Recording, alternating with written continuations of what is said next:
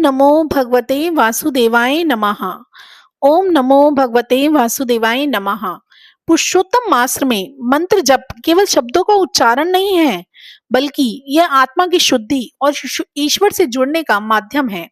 इस मास में किया गया जप भक्त को मोक्ष की ओर अग्रसर करता है, आपके पापों का क्षय करता है। ओम नमो भगवते वासुदेवाय नमः। ये विष्णु जी का सबसे शक्तिशाली मंत्र है। इसका जप करने से मन को शांति और आत्मा को बल मिलता है। ये मंत्र विष्णु जी को समर्पण और भक्ति का प्रतीक है। इसका जप करने से धर्म और सत्य के मार्ग पर चलने की प्रेरणा भी मिलती है। और इस श्लोक का पाठ करने से भय और दुख दूर हो जाते हैं, जीवन में शांति आती है। ओम नमो भगवते वासुदेवाय नमः। पुरुषोत्तम मास महीने के 25वें अध्याय की कथा में दीपदान की महिमा सुनने के पश्चात महाराज दश धनवा ने महर्षि वाल्मीकि से विनय पूर्वक कहा, हे मुनिश्रेष्ठ, श्री पुरुषोत्तम मास में व्रत उपवास रखने वाले व्यक्तियों के व्रत की पूर्ति के निमित्त कृपया उद्यापन की विधि भी बताने की कृपा कीजिए। वाल्मीकि जी बोले, हे राजन, पुरुषोत्तम मास के कृष्ण पक्ष की चतुर्दशी, नवमी तथा अष्टमी को उद्यापन करना चाहिए। प्रातःकाल उठकर स्नानादि से पूर्व की सभी क्रियाओं को करने की उपरांत यथा साध्य सामग्री से उद्यापन किया जाए। विष्णु की परम भक्ति करने वाला 30 ब्राह्मणों को सपत्नीक भोजन कराए। यदि इतनी सामर्थ्य ना हो तो 7 और नहीं तो 5 ब्राह्मणों को ही निमंत्रित कर मन से भोजन करा देना चाहिए। मध्याह्न काल में एक द्रोण अथवा इसके आधे अथवा चौथाई भाग जितने की सामर्थ्य हो उतनी ही मात्रा में धान्य मिलाकर सर्वतोभद्र बनाकर उसके चारों ओर यथा सामर्थ्य स्वर्ण, रजत, ताम्र या मिट्टी के छिद्र रहित निर्मल 4 कलश मंडल स्थापित करें। चारों दिशाओं में पुरुषोत्तम भगवान के चतुर्व्यूह की प्रीति निमित्त उन कलशों पर श्रीफल रखे, जो सुंदर वस्त्रों से लिपटे हुए हों, और उन पर पान रख दिए जाने चाहिए। वासुदेव, हरधर, प्रद्युम्न और अनिरुद्ध, इन चारों व्यूहों की सोने की मूर्तियां उन कलशों पर स्थापित करनी चाहिए। पुरुषोत्तम मास के आरंभ में स्थापित की हुई श्री राधे सहित पुरुषोत्तम देव की मूर्ति को कलश के साथ लाकर सबके मध्य में मंडल में प्रतिष्ठित करें। पूजन के निमित्त किसी वेद वेदांग में पारंगत वैष्णव आचार्य को ब्राह्मण को ही लेना चाहिए। जबकि निमित्त 4 ब्राह्मणों को 2-2 वस्त्र एवं मुद्रिका दी जानी चाहिए।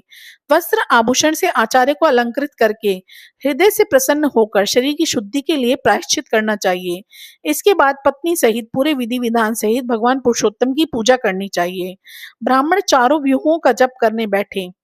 चारों दिशाओं में 4 अखंड दीप प्रज्वलित कर दिए जाएं। नारियल से अर्घ्य दान करने से उपरांत अपनी दोनों जंघाओं का पृथ्वी से स्पर्श कर दोनों हाथों की अंजलि में ऋतु के अनुसार फल, फूल तथा पंचरत्न लें और सपत्नी भक्ति, श्रद्धा एवं मुदित मन से श्री हरि भगवान का स्मरण कर अर्घ्य आदि 16 उपचारों से पूजा करें। कौस्तुभ मणि से दीप्तमान वक्ष स्थल वाले श्री पुरुषोत्तम भगवान का ध्यान करके आरती कर साष्टांग प्रणाम करें। श्री वस्त्र से चिन्हित श्री हरि भगवान की वंदना करके ब्रह्म रूप ब्राह्मणों को स्वर्ण के साथ पूर्ण पात्र देकर आचार्य को सानंद यथेष्ट दक्षिणा दें। भक्ति पूर्वक स्त्री सहित आचार्य को वस्त्र आभूषण से प्रसन्न करके ऋत्विजों को भी दक्षिणा अर्पित करें। यदि सामर्थ्य हो तो दूध देने वाली सीधी गाय को बच्चे सहित अन्य आभूषण से सुसज्जित करके, जिसकी तांबे से मड़ी पीठ और सोने से मड़े सींग तथा चांदी से मड़े खुर हों, ऐसी गाय का दान करना चाहिए। घी और तिल के पात्रों का दान करना चाहिए। महेश तथा गौरी की प्रसन्नता के निमित्त स्त्री पुरुषों को पहनने योग्य वस्त्रों का दान करना चाहिए। जूते तथा 8 प्रकार के पद दान करने चाहिए। वैष्णव ब्राह्मण को श्रीमद् भागवत ग्रंथ की प्रति आयु तो चलायमान है, ऐसा विचार करके दान करना चाहिए। श्रीमद् भागवत साक्षात भगवान का अद्भुत रूप है। जो व्यक्ति इसे दान करता है वह अपने कोटि कुलों का उद्धार करके योगी जनों को दुर्लभ गोलोक में पुष्पक विमान पर चढ़कर वास करता है तथा अप्सराएं उसकी सेवा करती हैं। सहस्त्र कन्याओं के दान, 100 अश्वमेघ यज्ञ, कृषि योग्य भूमि एवं तुला दान करना भी श्रीमद् भागवत के ग्रंथ के दान की 16वीं कला के समान भी नहीं है। ब्राह्मणों को भोजन कराने, उन्हें वस्त्राभूषण देने और दक्षिणा देने के पश्चात उनके हाथों में लड्डू देने चाहिए।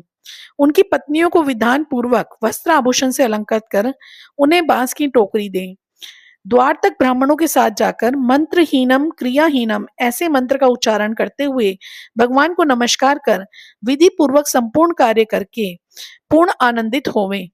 सबको समान भाव से प्रसाद वितरित कर असत्य न बोलने की प्रतिज्ञा करते हुए सपरिवार भोजन करें। पूर्णिमा की रात्रि को जागरण और स्वर्ण के बने राधा कृष्ण की पूजा कर अंत में पत्नी सहित व्रती पुरुष भगवान पुरुषोत्तम को राधिका सहित नमस्कार करें। व्रत के करने से जन्म जन्म के कलेश, विपत्ति और दारिद्र्य का नाश होता है। इस व्रत के करने वालों की कामनाएं पूर्ण होती हैं और वो विमान में बैठकर बैकुंठ लोक को जाते हैं। इति श्री पुरुषोत्तम मास माता में दृष्ट दन्वोपाख्याने व्रतोध्यापन विधि कथनम नामक पंच विशोध्याय समाप्तम। ओम नमो भगवते वासुदेवाय नमः। ओम नमो भगवते वासुदेवाय नमः। विष्णु जी को समर्पण और भक्ति का प्रतीक है यह श्लोक। इसका जप करने से धर्म और सत्य के मार्ग पर चलने की प्रेरणा मिलती है। विष्णु जी के 1000 नामों का पाठ भी इस मास में विशेष रूप से करना चाहिए। हरि नाम का जाप करने से सभी संकट दूर होते हैं और जीवन में सुख शांति आती है। ओम नमो भगवते वासुदेवाय नमः।